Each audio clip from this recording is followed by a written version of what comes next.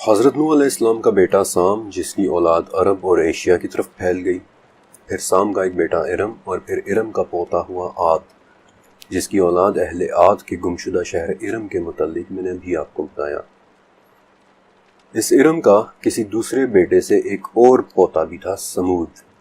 اس سمود سے بھی ایک نسل چلی جو بعد میں اہل سمود یا وادی ہجر والے کہلائے۔ یہ لوگ خالص عرب تھے جنہیں عرب عربہ کہتے ہیں، اور قرآن پاک میں ان دونوں کزن نیشنز کا نام یعنی عاد اور سمود کا ذکر اکثر ایک ساتھ دیکھنے کو ملتا ہے۔ اگر آپ کو یاد ہو تو ارم والوں کا ذکر قرآن پاک میں 24 مرتبہ تھا، ان کے ان کزنز یعنی ہجر والوں کا ذکر 23 مرتبہ ہے۔ سمود طویل عرصے پر پھیلی نسل یا قوم رہی ہے، اور ان کا اوریجن وادی ہجر تھا جو آج کے سعودی عرب اور جارڈن کے درمیان ایک راستے پر ہے۔ قرآن پاک میں انہیں اہل ہجر بھی کہا گیا ہے، کیونکہ یہ پتھر کے بڑے بڑے پہاڑوں میں اپنے گھر تراشا کرتے تھے۔ یہ گھر آج بھی موجود ہیں۔ ان کی طرف آنے والے نبی کا نام حضرت صالح علیہ السلام تھا، اور اہل ہجر نے حضرت صالح علیہ السلام سے ایک معجزے کا مطالبہ کیا تھا کہ آپ ہمیں پتھر کی چٹانوں سے ایک حاملہ اونٹنی نکال کر دکھائیں۔ اور پھر کیا ہوا؟ فما اغنى عنہم ما كانوا یکسبون، یعنی کہ کافی نہ ہوا ان پر جو انہوں نے حاصل کیا تھا۔ لیکن انہوں نے کیا حاصل کیا تھا؟ کون تھے یہ اہل سمود، اور ان کی کون سی اچیومنٹس کی بات ہو رہی ہے؟ اور سب سے اہم بات کہ اپنی کزن نیشن ارم والوں کی طرح ان کا کیا جرم تھا؟ ایک بات ہوتا ہے کہ ہجر والے ارم والوں کے بعد آئے تھے، کیونکہ یہ اللہ تعالیٰ نے سورہ اعراف میں بتا دیا ہے، لیکن آرکیالوجی کے حوالے سے ارم والوں کی نسبت ہجر والوں کے ٹریسز مجھے کہیں زیادہ ملے۔ آرکیالوجی میں جہاں ارم والوں کا ذکر صرف ایک جگہ عادہ کے نام سے ہے، وہاں مجھے ہجر والوں کا ذکر 5 جگہ ملا ہے۔ ان کا پہلا ذکر تو آج سے 5000 سال پرانی سمرہ کی تہذیب میں ملتا ہے۔ سومیرینز کے متعلق تفصیل کے ساتھ میں آپ کو 9ویں چیپٹر میں بتاؤں گا۔ ان کا دوسرا ذکر آج سے 3500 سال پہلے ایک آشوری بادشاہ سارگون II کی تختیوں میں بھی ملتا ہے، جہاں وہ صحرا میں رہنے والے ثامودی لوگوں سے شکوہ کر رہا ہے کہ وہ اسے تحفے کیوں نہیں بھیج رہے۔ پھر ان کا تیسرا ذکر آج سے 2500 سال پہلے گزرے بابل کے آخری بادشاہ نیبونیڈس کے ایک حکم نامے میں بھی ملتا ہے، جس کے اندر تیمودا عربہ یعنی کہ سمودی عرب یا ایک عرب کے سمود کے آدمی کو چاندی کے سکے ادا کرنے کا حکم جاری کیا گیا ہے، اور اس خط کے مطابق وہ شخص کوئی بہت بڑا تاجر تھا۔ پھر ان کا چوتھا ذکر آج سے 2100 سال پہلے کی صفائٹک ٹیبلٹس میں ملتا ہے، جو شام اور اردن کے خانہ بدوشوں کی لکھی ہوئی تختیاں ہیں۔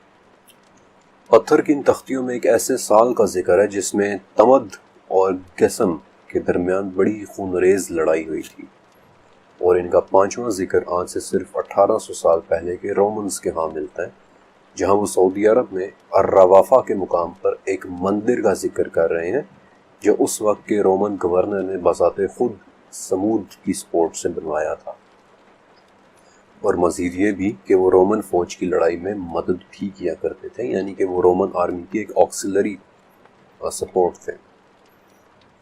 لیکن آپ یہاں ایک عجیب سی بات نوٹ کر رہے ہیں کہ سمود کا ذکر 3500 سال کی آرکیالوجی پر پھیلا ہوا ہے، اور اس میں کوئی شک نہیں کہ اگر ہمارے پاس سمرہ سے بھی پرانا ڈیٹا ہوتا تو شاید ہمیں اس کے اندر بھی ہجر والوں کا ذکر ملتا۔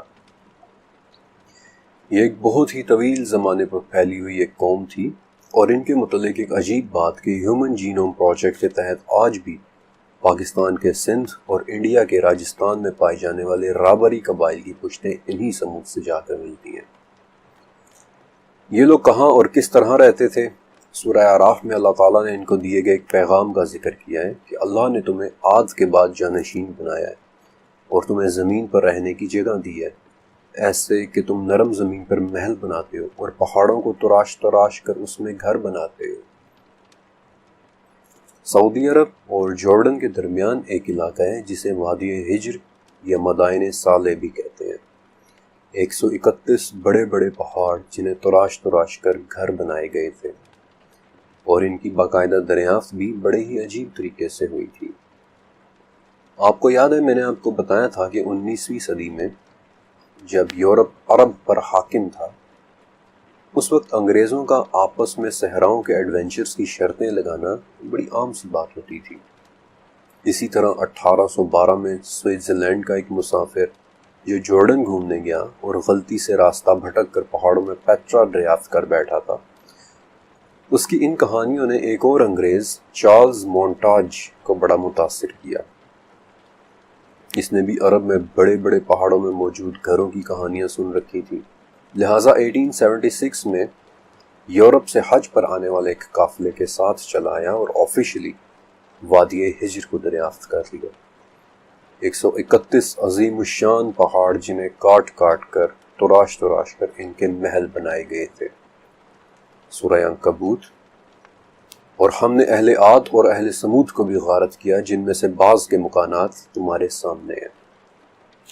لیکن کیا وادی ہجر میں 131 پہاڑوں کو تراش کر گھر بنا لینا ان کی سب سے بڑی اچیومنٹ تھی؟ شاید نہیں۔ یہ 131 پہاڑ کاٹ لینا کافی نہیں تھا۔ سورہ اعراف میں غور سے دیکھیں، اللہ نے تمہیں عاد کے بعد جانشین کیا اور زمین میں تمہیں اسٹیبلش کیا۔ سمود کے زمین میں اسٹیبلش ہونے کا ذکر سورہ ہود میں بھی ہے، جس کا مفہوم کچھ ایسے ہے کہ سمود کے بھائی یعنی ان کے نبی صالح نے کہا کہ اللہ ہی نے تمہیں زمین سے پیدا کیا اور اسی نے تمہیں زمین میں بسایا ہے، تمہیں اسٹیبلش کیا ہے۔ اور یہاں سے اس چیپٹر کے ایک بہت دلچسپ حصے کا آغاز ہوتا ہے۔ انفیکٹ اس کے لیے بڑی محنت سے میں نے کچھ نقشے بھی تیار کیے ہیں تاکہ آپ کو ان کی اچیومنٹس دکھا سکوں۔ سمود ایک بہت ہی خاص جگہ پر آباد تھے، وادی ہجر کی ایک بہت ہی اسٹریٹجک لوکیشن پر، ایک ایسی جگہ جو چند صدیوں بعد بننے والے انسینس ٹریڈ روٹ کا مرکز تھی۔ انسینس ٹریڈ روٹ خوشبوؤں والی تجارتی گزرگاہ، اس کا یہ نام اس لیے ہوا کیونکہ پوری دنیا کا یہی وہ واحد راستہ تھا جو انڈیا سے مسالے، عرب سے خوشبوئیں اور موتی، اور افریقہ سے جانوروں کی کھالیں، چائنا سے لکڑی، ریشم، قیمتی پتھر اور بہت سی دوسری لگژریز لے کر یورپ، عرب، انڈیا اور جاوا کے جزیروں تک سفر کا واحد راستہ تھا۔ انفیکٹ آج بھی پاکستان میں موجود شاہراہ ریشم اسی 2700 سال پرانے انسینس ٹریڈ روٹ کا ایک چھوٹا سا حصہ ہے۔ ویڈیوز کے اندر میں آپ کو یہ نقشے میں تمام روٹس دکھاؤں گا، لیکن اگر آپ غور سے دیکھیں تو یہ تمام روٹس ایک خاص جگہ پر ایک ہب بنا رہے ہیں۔ سعودی عرب، جارڈن اور فلسطین کے درمیان موجود ایک ہب، ایک مرکز، افریقہ، ایشیا، عرب اور یورپ کو جوڑنے والا ہب، ایگزیکٹلی اسی جگہ پر جہاں اہل سمود رہا کرتے تھے۔ دولت اور پیسے کے اعتبار سے یہ قوم انتہائی اسٹیبلش ہو چکی تھی، اور اسٹیبلش بھی ایسی جگہ جہاں ان کے پاس افریقہ، ایشیا، عرب، یورپ یعنی کہ دنیا بھر کی دولت چلتی چلی آ رہی تھی۔ شاید اب آپ کو سمجھ آ رہی ہو کہ بابل کے بادشاہ نے سمودہ اربا نام کے کسی بہت بڑے تاجر کو چاندی کے سکے ادا کرنے کا حکم کیوں دیا ہوگا، یا پھر آشوری بادشاہ ان کی طرف سے تحفے نہ آنے کا گلہ کیوں کر رہا تھا۔ بے شک حضرت صالح علیہ السلام والے سمود انسینس ٹریڈ روٹ سے بہت پہلے کے لوگ تھے، لیکن یہ علاقہ یقیناً دنیا کے سب سے بڑے ٹریڈ روٹ کا مرکز تھا، اور ان کے محل اس بات کے گواہ ہیں۔ لیکن ان کا جرم کیا تھا؟ ان کا جرم بھی سورہ اعراف ہی میں ہے کہ اللہ تعالیٰ نے انہیں زمین میں اسٹیبلش کیا۔ انہوں نے پتھروں کے پہاڑوں میں بڑے بڑے محل بنائے، لیکن پھر ایک بہت بڑی غلطی کر بیٹھے، اپنے کزنز اہل عاد کی طرح زمین میں تکبر، کرپشن اور کفر کی بھی بدترین شکل کہ وہ اللہ کے ساتھ شریک کرنے لگ گئے، اسی اللہ کے ساتھ جس نے انہیں اسٹیبلش کیا تھا۔ اہل سمود کی مذہبی پریکٹسز پر ریسرچ کے دوران مجھے 4 بڑے نام ملے ہیں۔ آپ کو صفائیٹک ٹیبلٹس یاد ہوں گی، ان میں اہل سمود کے دشرہ نامی ایک بہت بڑے بت کا ذکر ہے، اور باقی 3 لات، عزا اور منات۔ ان تینوں بتوں کا ذکر انفیکٹ سورہ نجم میں نام کے ساتھ ہے۔ یہ 3 بدترین اور بدنام زمانہ بت تھے، اور ہزاروں سال بعد بھی مکہ کے کافر تک ان کو پوجتے رہے ہیں۔ 7ویں صدی میں لکھی گئی ہشام ابن الکلبی کی کتاب الاصنام میں ان تینوں بتوں کے حوالے سے بڑی ڈیٹیلز موجود ہیں، اور بت پرستی کے متعلق تفصیل سے میں آپ کو 18ویں چیپٹر میں بتاؤں گا، لیکن فی الوقت اس چیپٹر کے اندر صرف ریفرنسز کے طور پہ میں آپ کو بتا دیتا ہوں کہ یہ تینوں فیمیل بت تھے جنہیں کافر والعیاذ باللہ سورہ نجم کے مطابق اللہ کی بیٹیاں کہا کرتے تھے، اور اسی لیے حضرت صالح علیہ السلام نے ہجر والوں کو توحید کی دعوت دی۔ صالح علیہ السلام کی یہ دعوت آپ کو سورہ اعراف میں بھی ملے گی کہ اللہ کی نعمت کو یاد کرو اور زمین میں فساد نہ کرو۔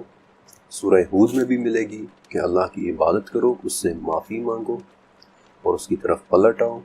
یہ دعوت آپ کو سورہ شعراء اور سورہ نمل میں بھی ملے گی کہ کیا تم اللہ سے ڈرتے نہیں ہو؟ اللہ سے ڈرو، میں تم سے کچھ نہیں مانگ رہا، مجھے تو اللہ ہی اجر دے گا۔ لیکن جو یہ دنیاوی چیزیں تمہارے پاس ہیں، کیا تم نے ان میں ہمیشہ کے لیے رہنا ہے؟ اللہ سے ڈرو۔ سورہ نمل، تم استغفار کیوں نہیں کرتے؟ اور ان لوگوں کا جواب کیا تھا؟ ان کا جواب سورہ ہود میں ہے کہ صالح، ہمیں آپ سے بڑی امیدیں تھیں اور آپ ہمیں ان کی عبادت سے روک رہے ہیں کہ جن کی عبادت ہمارے آباء و اجداد کرتے چلے آئے ہیں۔ سورہ شعراء، ہمیں تو لگتا ہے کہ آپ پر کسی نے کوئی جادو کر دیا ہے، آپ تو ہمارے ہی جیسے انسان ہیں، لیکن اگر آپ سچے ہیں تو پھر ہمارے لیے ایک معجزہ لائیں۔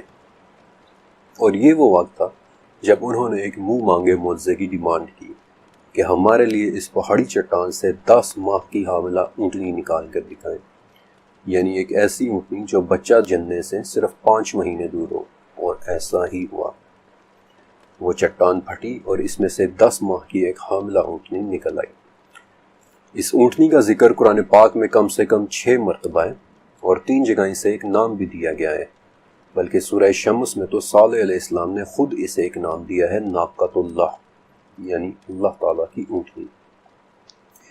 یہ معجزہ دیکھنے کے بعد سورہ نمل کے مطابق اہل ہجر 2 گروہوں میں تقسیم ہو گئے تھے، ایک وہ کہ جن کے دل اللہ کی طرف مائل ہو گئے، لیکن دوسرے وہ جو اس معجزے کے بعد مزید سرکش ہو گئے۔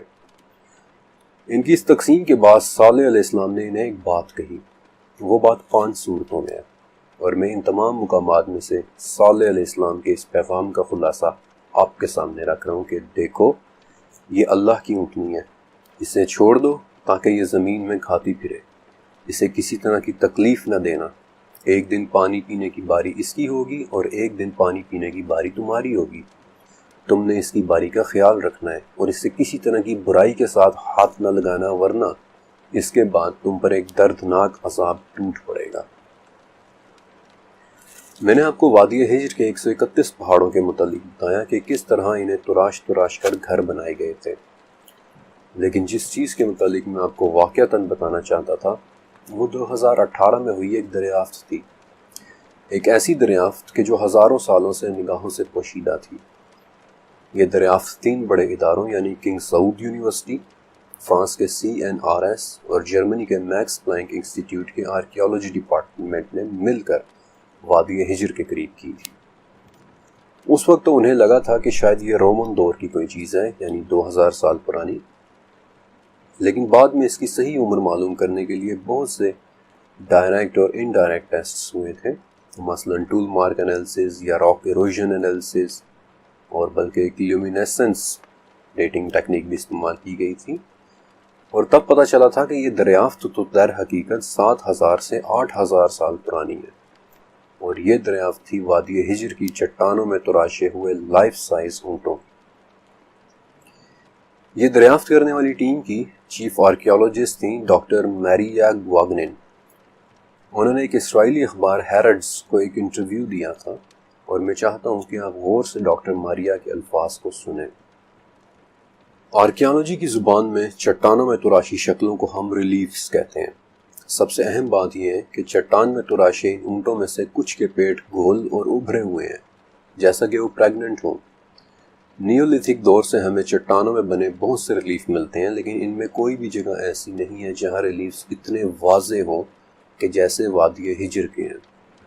ان ریلیفز کو دیکھ کر تو یوں لگتا ہے کہ جیسے اونٹ چٹان سے باہر آ رہا ہے۔ اب یہ بات میں اپنی طرف سے نہیں لکھ رہا، بلکہ یہ الفاظ ڈاکٹر ماریا گواگنن کے ہیں، کہ جو جرمنی کے Max Planck Institute for the Science of Human History کی لیڈ آرکیالوجسٹ ہیں۔ ان چٹانوں کی دریافت ہوئی جگہ کا نام کیمل سائٹ ہے، جبکہ اس پورے علاقے کا آفیشیل نام الحجر آرکیولوجیکل سائٹ ہے۔ یہ ساری report journal of archaeological science میں بھی شائع ہوئی تھی، اور وہاں اس میں ایک مزید بات بھی لکھی ہے کہ ان چٹانوں کی دراڑوں میں ہمیں ایک ایسے جانور کی ہڈیاں بھی ملی ہیں کہ جو اونٹ نما تھا، لیکن ہمیں شک ہے کہ شاید یہ ہڈیاں ان اوزاروں کا حصہ ہوں کہ جن سے یہ ریلیف تراشے گئے ہیں، اور اس پوائنٹ پر میں تھوڑا آگے چل کر بات کروں گا۔ لیکن مجھے نہیں پتا آپ اس وقت کیا سوچ رہے ہیں، البتہ 7 سے 8 ہزار سال پرانی چٹانوں میں اونٹوں کی تراشی ہوئی شبیہ ہیں، وہ بھی اس انداز میں کہ انہیں پریگننٹ دکھایا جا رہا ہو، اور اتنے واضح ریلیف کہ جیسے اونٹ چٹان سے باہر آ رہا ہو، اور دوسری طرف اہل ہجر کا اپنے نبی صالح علیہ السلام سے یہ مطالبہ کرنا کہ ہمیں چٹان سے ایک حاملہ اونٹنی نکال کر دکھائیں۔ مجھے یہ نکات کہیں نہ کہیں ملتے ضرور نظر آ رہے ہیں۔ آپ کی دلچسپی کے لیے بتا دیتا ہوں کہ جب ان چٹانوں میں اونٹوں کے ریلیفز تراشے گئے تو یہ وہ دور تھا کہ جب ابھی انسان نے اونٹوں کو ڈومیسٹیکیٹ نہیں کیا تھا، یعنی ابھی تک اس نے اونٹوں کو پالنا شروع نہیں کیا تھا۔ اونٹوں کی 2 اقسام ہیں، پہلا اونٹ ایک کوہان والا ڈرومیڈری اور دوسرا اونٹ 2 کوہانوں والا بیکٹرین۔ بیکٹرین اونٹ کو انسان نے تقریباً 4,500 سال پہلے ڈومیسٹیکیٹ کیا تھا، اور ایک کوہان والے ڈرومیڈری کو تقریباً 5,000 سال پہلے۔ تو پھر اس سے بھی 3,000 سال پرانی چٹانوں میں اونٹوں کے یہ ریلیف کیسے آ گئے؟ آپ کو نوح علیہ السلام والے چیپٹر کی وہ کیو پینٹنگز یعنی غاروں میں ہوئی پینٹنگز یاد ہیں، جن کے متعلق میں نے آپ کو بتایا تھا کہ غاروں کی ان پینٹنگ سے ہمیں ایک بہت اہم بات سیکھنے کو ملتی ہے کہ انسان نے جب کسی نئی چیز کو دیکھا، اسے حاصل کرنے کی خواہش کی، تو اپنی اس خواہش کو کسی نہ کسی انداز میں ایکسپریس کیا، اس خواہش کا کسی نہ کسی شکل میں اظہار کیا۔ جب جنگل میں ہرنوں کو دیکھا تو غاروں میں ہرنوں کی پینٹنگز بنائیں، یعنی خوراک اور فطرت کا ایک ایکسپریشن پینٹنگز کی شکل میں۔ شیروں کو دیکھا تو انہیں اپنی پینٹنگز میں بنا دیا، یعنی طاقت اور جنگل پر کنٹرول کا ایک ایکسپریشن پینٹنگز کی شکل میں۔ وادی ہجر میں بھی جب ابھی اونٹ کو ڈومیسٹیکیٹ ہونے میں مزید 3,000 سال باقی تھے، تو اللہ بہتر جانتا ہے کہ وہ لوگ صحرا میں اونٹوں کو دیکھ کر کیا سوچتے ہوں گے، لیکن ایک بات تو سمجھ میں آ جاتی ہے کہ شاید وہ انہیں حاصل کرنا چاہتے ہوں گے، اور شاید اسی خواہش کا اظہار ایک ایکسپریشن کی صورت میں آج ہم دیکھ رہے ہیں، ایک آرٹ ایکسپریشن چٹانوں میں تراشے ہوئے اونٹوں کی شکل میں۔ اور واللہ عالم کیا پتہ اہل ہجر نے اسی خواہش کی وجہ سے ایک اونٹنی مانگی ہو، ایک حاملہ اونٹنی جو ایک بچہ بھی دے سکے۔ بہرحال سورہ قمر کے مطابق یہی اونٹنی ان لوگوں کے لیے آزمائش بن گئی، اس کا پانی پینا انہیں تکلیف دینے لگا، اس کا چلنا پھرنا انہیں غصہ چڑھانے لگا، اور انہوں نے ایک فیصلہ کیا۔ ویسے تو سورہ اعراف میں اہل ہجر کے بڑوں کے ایک خاص ٹائٹل کے ساتھ ذکر ہے، متکبر سردار، لیکن سورہ نبل میں اسپیسیفکلی 9 ایسے بڑے سرداروں کا ذکر ہے کہ جن میں کوئی خیر نہیں تھی، اس شہر کے بدترین لوگ۔ اور تفسیر ابن جریر کے مطابق یہ واقعہ شروع ہوتا ہے ہجر والوں کی 2 عورتوں سے۔ پہلی عورت صدوق، جس نے ایک سردار مسرع کہ جو اس کا کزن بھی تھا، یعنی کہ چچا زاد بھائی، اسے قائل کرنا شروع کیا کہ اونٹنی کا کچھ کرو، اور دوسری عورت اونیزا، جس نے اپنی بیٹیوں کے ذریعے ایک دوسرے سردار کدار کو قائل کرنا شروع کیا کہ اونٹنی کا کچھ کرو، اور ان دونوں سرداروں کے ساتھ 7 سردار اور بھی مل گئے، اور پھر ان سب نے مل کر ایک فیصلہ کیا، جس چیز سے حضرت صالح علیہ السلام نے انہیں بار بار منع کیا تھا، یعنی کہ اونٹنی کو تکلیف نہ دینا، انہوں نے اس سے بھی آگے بڑھ جانے کا فیصلہ کیا، اللہ کی اونٹنی کو قتل کر دینے کا فیصلہ۔ اور ایک دن جب یہ اونٹنی پانی پی کر واپس جا رہی تھی تو اسی سردار مسرع، جسے اس کی کزن صدوق نے قائل کیا تھا، اس نے اونٹنی کی ٹانگوں پر تیر چلا دیے، لیکن وہ عورتیں اس پر راضی نہیں تھی۔ وہ باہر نکل آئیں، اپنے چہروں کو پیٹنے لگ گئیں، چیخنے چلانے لگ گئیں، اور ان مردوں کو ایکسائٹ کرنے لگ گئیں، ابھارنے لگ گئیں کہ اسے قتل کرو۔ اور سورہ قمر کے مطابق فنادوا صاحبہم، یعنی کہ پھر انہوں نے اپنے ایک صاحب، ایک بڑے آدمی کو اونچی آواز دی، اور پھر اس وقت قدار سامنے آیا جسے اونیزا نے اپنی بیٹیوں کے ذریعے قائل کیا تھا، اور بڑی شدت سے اونٹنی پر تلوار چلا کر اس کی کونچیں کاٹ دی۔ کونچیں دراصل ران کی پچھلی سائڈز کے مسلز کو کہتے ہیں، اور یہ ظلم 18ویں صدی میں ایک مرتبہ پھر دہرایا گیا تھا، جب ٹرانس اٹلانٹک سلیو ٹریڈ کے دوران غلاموں کی کونچیں کاٹ دی جاتی تھی تاکہ وہ بھاگ نہ سکے۔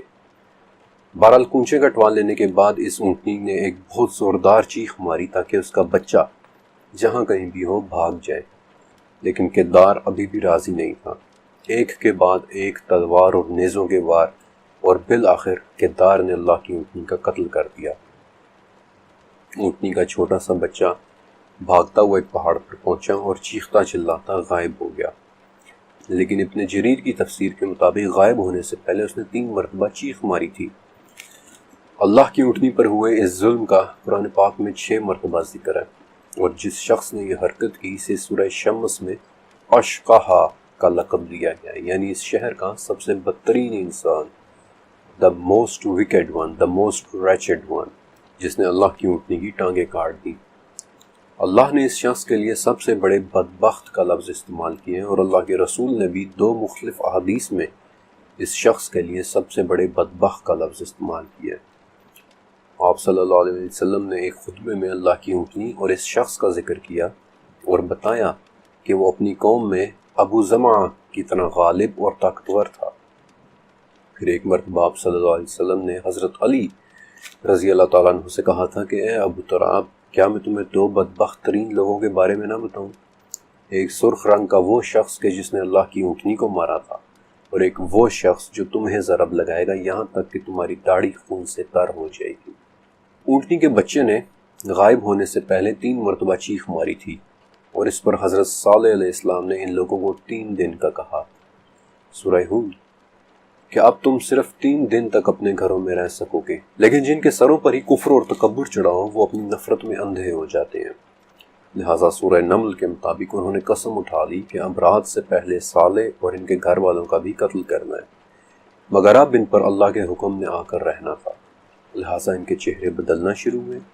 پہلے دن ان کے چہرے زرد ہوئے، دوسرے دن سرخ، اور تیسرے دن ان کی رنگت سیاہ پڑ چکی تھی۔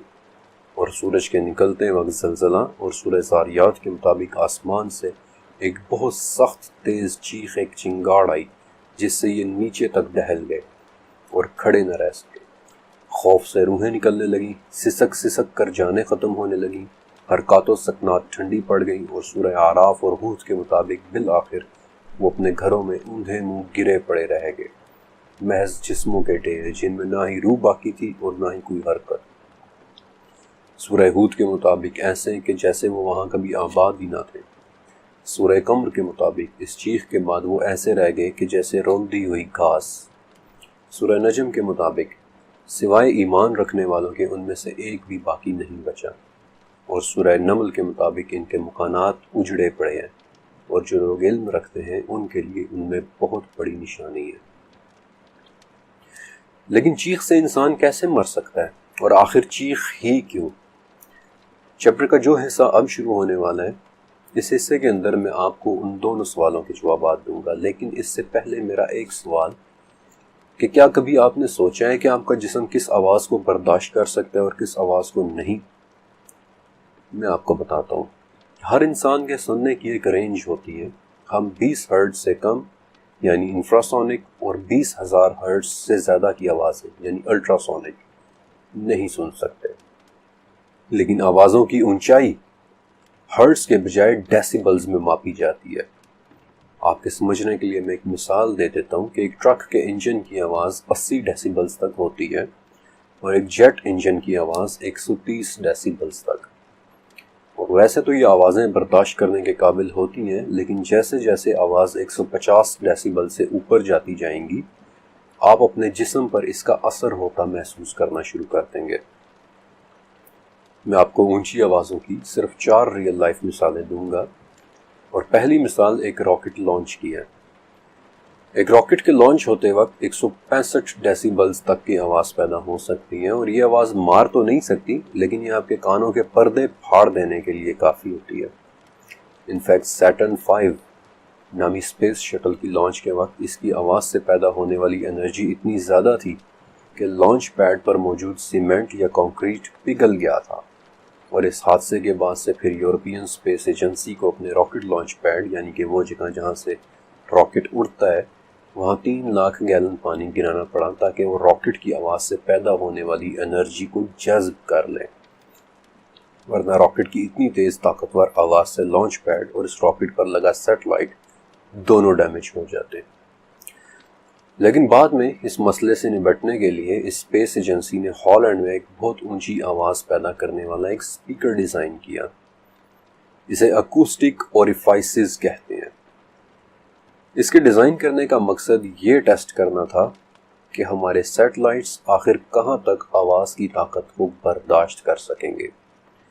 اور اسپیکر کے متعلق میں صرف اتنا کہوں گا کہ اگر آپ اسپیکر کے سامنے کھڑے ہوں اور اس اسپیکر کو آن کر دیا جائے تو آپ کے کانوں سے خون فواروں کی طرح نکلے گا۔ دوسری مثال سن کر شاید آپ کو تھوڑی سی حیرانی ہو، کیونکہ ایک راکٹ سے بھی زیادہ اونچی آواز دراصل ایک جاندار کی ہوتی ہے۔ دا بلو ویل، دنیا کا سب سے بڑا جانور جس کی آواز بھی سب سے اونچی ہے، اور یہ 180 ڈیسیبلز تک جا سکتی ہے۔ انفیکٹ یہ اس قدر اونچی آواز ہے کہ اگر ویل مچھلی اپنی پوری طاقت سے آواز نکالے تو اس کی آواز اسلام آباد سے لے کر کراچی تک سنی جائے گی، اور یہ اس قدر طاقتور آواز ہوگی کہ اس وقت اگر آپ ویل مچھلی کے پاس موجود ہوں تو اس آواز سے آپ کے جسم میں اتنی وائبریشن پیدا ہوگی کہ آپ کا جسم ہیٹ اپ ہو جائے گا، یعنی کہ آپ کا جسم گرم ہو جائے گا۔ تیسری مثال دراصل ایک نیچرل فینومینا کی ہے، ایک قدرتی حادثہ۔ 1883 میں انڈونیشیا میں ایک آتش فشاں پھٹا تھا، اور آج بھی آپ میں سے بہت سے لوگ کراکاتوا نامی اس بدنام پہاڑ کو جانتے ہی ہوں گے۔ اس آتش فشاں کے پھٹنے کی آواز اس قدر شدید تھی کہ اس کے دھماکے سے پیدا ہونے والی ساؤنڈ ویوز نے 4 مرتبہ پوری دنیا کا چکر لگایا تھا۔ یہ آواز اس قدر طاقتور تھی کہ اس وقت ڈچ ایسٹ انڈیز کمپنی کی آفیشیل رپورٹ کے مطابق 165 گاؤں تو آواز کے ان تک پہنچنے سے پہلے صرف اس کی شاک ویو سے ہی تباہ ہو گئے تھے۔ اور چوتھی مثال وہ ہے جس کے متعلق ورچولی ہمیں کچھ بھی نہیں پتا کہ وہ کس چیز سے نکلی تھی۔ 1908 سائبیریا۔ اس وقت ہماری تاریخ کی سب سے اونچی آواز پیدا ہونے والا ایک ایونٹ ہوا تھا۔ صبح 7 بجے سائبیریا کے دور دراز کے جنگلوں میں ایک ایسی دھماکے دار آواز آئی کہ اس نے 2200 یعنی کہ 2200 میل تک کے ریڈیس میں موجود درختوں کو گرا کر زمین کے ساتھ فلیٹ کر دیا تھا، اور آج کی کیلکولیشنز کے مطابق یہ آواز کسی صورت بھی 315 ڈیسیبل سے کم نہیں تھی۔ میں چاہتا ہوں کہ اس وقت سائبیریا سے کھینچی گئی ان تصاویر کو آپ کے سامنے رکھوں جو ٹنگسکا ایونٹ کہ جو اس ایونٹ کا نام تھا اس کے بعد کھینچی گئی تھی، تو آپ کے ذہن میں سورہ قمر کی وہ آیت کھل کر واضح ہو جائے گی کہ کیسے اس آواز نے انہیں ایک روندی ہوئی گھاس کی طرح کر دیا ہوگا۔ اس آواز کے ایپی سینٹر سے 210 کلومیٹر دور موجود ایک عینی شاہد، ایک آئی وٹنس، صرف اتنا ہی بتا سکا تھا کہ آسمان پھٹ گیا تھا، اور 10 منٹ بعد اتنے زور کی آواز آئی کہ ہم زمین پر گر کر بے ہوش ہو گئے تھے۔ یہ آواز کہاں سے آئی تھی اور کس چیز نے پیدا کی تھی، آج تک اس کی اصل وجہ کسی کو معلوم نہیں ہو سکی۔ بہت ساری تھیوریز ہیں، but nobody knows the truth.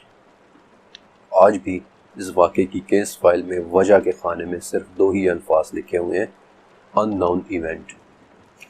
آپ سوچ رہے ہوں گے کہ میں نے آپ کو یہ تو بتا دیا کہ 200 ڈیسیبل سے اوپر کی آوازیں ہمارے لیے صرف موت ہیں، لیکن یہ نہیں بتایا کہ ایسا کیوں ہوتا ہے۔ ایک اونچی آواز سے انسان کیسے مر سکتا ہے؟ یہ کانوں کے پردوں کا پھٹنا تو سمجھ میں آ جاتا ہے، لیکن موت کیسے؟ وہ ایسے کہ 200 ڈیسیبل سے اونچی آواز سب سے پہلے آپ کے کانوں کے پردے پھاڑے گی، اور پھر یہ آپ کے پھیپھڑوں میں ایمبولزم پیدا کر دے گی، یعنی کہ آپ کے پھیپھڑوں میں ہوا کے بڑے بڑے بلبلے بننا شروع ہو جائیں گے، اور ہوا کا یہ پریشر، یہ دباؤ اتنا بڑھ جائے گا کہ آپ کے پھیپھڑے پھٹ جائیں گے۔ لیکن یہ سب تو تب ہوگا نا کہ اگر آپ زندہ ہوں، کیونکہ اس قدر طاقتور آواز سے خوف کے مارے پہلے ہی آپ کا ہارٹ اٹیک ہو چکا ہوگا۔ نقصان پہنچانے والی آوازوں کا ہمیشہ اونچے ہونا ہی ضروری نہیں ہے۔ آپ کو یاد ہے میں نے بتایا تھا کہ ہم 20 ہرٹز سے نیچے کی آوازیں یعنی انفراسونک آوازوں کو بھی نہیں سن سکتے، لیکن کیا ہوگا اگر ہم انفراسونک آوازوں کی زد میں آ جائیں؟ اگر ان انفراسونک آوازوں کو آپ کے جسم پر فوکس کر کے چھوڑا جائے تو سب سے پہلے آپ کی آنکھوں کے ڈیلے وائبریٹ کرنا شروع ہوں گے، پھر آپ کے جسم میں درد کی تیز لہریں دوڑیں گی اور آپ فوراً الٹیاں کرنے لگ جائیں گے۔ انفیکٹ آپ نے آج کل سنا ہوگا کہ بہت سے ممالک ساؤنڈ ویپنز پر کام کر رہے ہیں۔ وہ لوگ دراصل انہی 20 ہرٹز سے کم کی فریکوینسیز والے ہتھیار بنانے کی ہی کوششوں میں ہیں، کہ جسے وہ سونک بلٹس کہتے ہیں۔ اور آخر میں چاہتا ہوں کہ آپ کو قدرت کی ایک بہت ہی پراسرار سی آواز کے متعلق بتاؤں جس کے بارے میں ہمارا علم تقریباً 0 ہے۔ نہ ہی ہمارے پاس اس کے متعلق کوئی وزنی تھیوری ہے اور نہ ہی ہمارے پاس اس پر اسرار آواز کی کوئی ایکسپلینیشن ہے۔ ہم بس خاموشی سے اسے سنتے چلے آ رہے ہیں۔ یہ آواز آسمان سے ایک بوم کی صورت میں سنائی دیتی ہے اور اسے اسکائی کویکس کہتے ہیں، یعنی کہ ایک آسمانی زلزلہ۔ اس کے سورس کا کسی کو کوئی علم نہیں ہے کہ یہ کہاں سے آ رہی ہے۔ آج تک یہ پوری دنیا کے علاقوں میں سنی جا چکی ہے، تو پوری دنیا کے علاقوں سے اسکائی کویکس یعنی آسمانی زلزلے رپورٹ ہوئے ہیں، اور آج تک ان سے کوئی بڑا جانی نقصان تو نہیں ہوا، لیکن کبھی کبھار ان کی گرج اتنی زیادہ ہو جاتی ہے کہ گھروں میں پڑے شیشے کے برتنوں کا ٹوٹ جانا ضرور رپورٹ ہوا ہے۔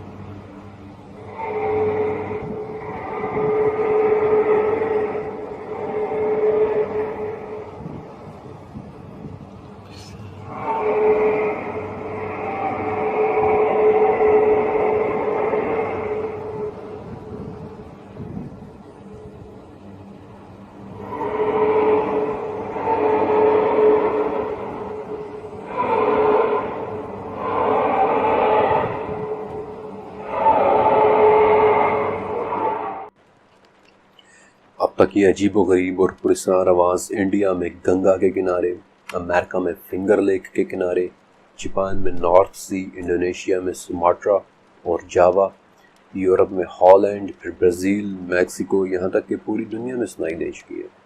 2020 میں یہ 4 مرتبہ سنی گئی تھی اور آخری دفعہ فیبروری 2021 میں انڈونیشیا میں سنائی دی تھی۔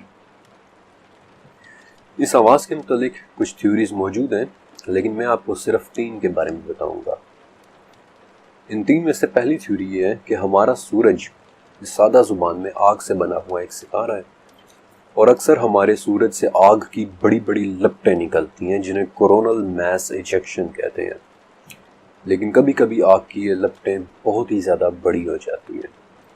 سورج کی سطح سے 4.25 کلومیٹر اوپر اٹھتی آگ کی ایک خصیلی لپٹ، یہ لپٹ اس قدر طاقتور ہوتی ہے کہ یہ خلا میں بھی ایک شاک ویو پیدا کر دیتی ہے۔ وہ شاک ویو بھی اس قدر بڑی ہوتی ہے کہ ہماری دنیا تک پہنچ جاتی ہے، اور یہ تھیوری یہ کہتی ہے کہ جب وہ شاک ویو ہماری دنیا کی حدود میں داخل ہوتی ہے تو فضا کے ساتھ رگڑ کی وجہ سے یہ گرج اور سونک بوم پیدا کرتی ہے، اور پھر یہ وہ سونک بوم ہوتی ہیں کہ جس کے نتیجے میں ہمیں یہ عجیب و غریب سے اسکائی کویکس سنائی دیتے ہیں۔ دوسری تھیوری یہ ہے کہ جب آسمان سے آنے والے بڑے بڑے شہاب ثاقب ہماری دنیا کی حدود میں داخل ہوتے ہیں تو وہ بھی بہت ہی زیادہ تیز رفتاری کے ساتھ ہماری فضا سے گزرتے ہیں، یعنی 1 سیکنڈ میں 71 کلومیٹر کی سپیڈ سے۔ تو اس قدر تیز رفتاری کے ساتھ ہماری فضا میں داخل ہونے پر وہ ایک اونچی آواز پیدا کرتے ہیں کہ جو پھر ہمیں اسکائی کویکس کی صورت میں سنائی دیتی ہیں۔ اور تیسری تھیوری یہ ہے کہ ہمارے سمندروں کے اندر اور زمین کے نیچے بڑی بڑی غاریں موجود ہیں۔ جب وہ غاریں کولیپس کرتی ہیں، ڈھہ جاتی ہیں، گر جاتی ہیں، تب ہمیں یہ بھیانک سی آوازیں اسکائی کویکس کی طرح سنائی دیتی ہیں۔ یہ سب تھیوریز فی الوقت تک اندازے ہی ہیں۔ سچ تو یہی ہے کہ ہمیں اسکائی کویکس کے متعلق کچھ بھی نہیں پتا، وہ ہمارے لیے صرف ایک راز ہے۔ بہرحال پھر ہجر والوں کا کیا ہوا؟ صدیوں تک وادی ہجر کی تباہی کے بعد وہ جگہ اجڑی پڑی رہی۔ حضرت عیسیٰ علیہ السلام کی پیدائش سے 600 سال بعد وہاں ایک اور شہر آباد ہوا تھا جسے الاولیٰ کہتے ہیں، لیکن پھر وہ بھی اٹھ جڑ گیا، اور اس کے بعد پھر دوبارہ آج تک یہاں پہ کچھ بھی نہیں بس سکا۔ اس لیے اس شہر کو اب یونیسکو ورلڈ ہیریٹیج یا آثار قدیمہ والوں نے اپنی تحویل میں لے لیا۔ غزوہ تبوک کے لیے جاتے ہوئے آپ صلی اللہ علیہ وسلم بھی مسلمانوں کے ساتھ اس علاقے سے گزرے تھے۔ آپ صلی اللہ علیہ وسلم نے اپنے اصحاب کو وہاں کا پانی پینے سے بھی منع فرمایا تھا، اور وہاں کی کسی بھی چیز کو استعمال کرنے سے روک دیا تھا، یہاں تک کہ جب اصحاب نے بتایا کہ انہوں نے تو آٹا بھی گوندھ لیا ہے اور پانی کے برتن بھی بھر لیے ہیں، تو آپ صلی اللہ علیہ وسلم نے حکم دیا کہ پانی اندھیل دو اور آٹا اونٹوں کو کھلا دو، اور پانی کے لیے وہ کنواں ڈھونڈو جہاں سے اللہ کی اونٹنی پانی پیا کرتی تھی۔ اور اپنی ریسرچ کے دوران میں نے ایک حدیث میں یہ بھی پڑھا کہ آپ صلی اللہ علیہ وسلم نے وادی ہجر سے گزرتے ہوئے اپنے چہرے کو ڈھانپ لیا تھا اور سواری کو تیز کر لیا تھا، یہاں تک کہ اس علاقے سے نکل گئے۔ ارم والے اور ہجر والے یہ دونوں سسٹر نیشنز تھیں، کزن اقوام تھیں۔ میں نے آپ کو اس چیپٹر کے پہلے حصے میں ارم والوں کے متعلق بتایا کہ وہ خود بھی طاقتور ستونوں جیسے تھے، وہ بناتے بھی اونچے اونچے عالی شان ستون تھے، اور پھر ان پر عذاب بھی ہوا کے بدترین ستونوں کی شکل میں ہی آیا تھا، ستون در ستون در ستون در ستون۔ لیکن ان کی اس کزن نیشن یعنی ہجر والوں کے متعلق کیا آپ نے ایک بات نوٹ کی؟ ان کی عورتوں نے بھی چیخ کر 9 سرداروں کو اونٹنی کے قتل پر اکسایا تھا۔ ان سرداروں نے بھی چیخ کر کردار کو اونٹنی پر تلوار چلانے کا کہا تھا۔ اس اونٹنی نے بھی مرنے سے پہلے ایک چیخ مار کر اپنے بچے کو آگاہ کیا تھا، اور پھر اس کے بچے نے بھی غائب ہونے سے پہلے صالح علیہ السلام کی طرف دیکھ کر 3 مرتبہ چیخ ماری تھی، اور پھر 3 دن بعد ہجر والوں پر بھی ایک ایسی چیخ آئی جس نے کسی کو کچھ کہنے کے قابل نہیں چھوڑا، چیخ در چیخ در چیخ در چیخ۔ اور ان دونوں کزن نیشنز کے بعد ایک ایسی خاموشی کہ میرے ذہن میں سورہ مریم کی آخری آیت آ جاتی ہے کہ ہم نے ان سے پہلے کتنوں کو ہلاک کر دیا، کیا تمہیں ان کی آہٹ بھی آ رہی ہے؟ کیا تمہیں ان کی آواز بھی سنائی دے رہی ہے؟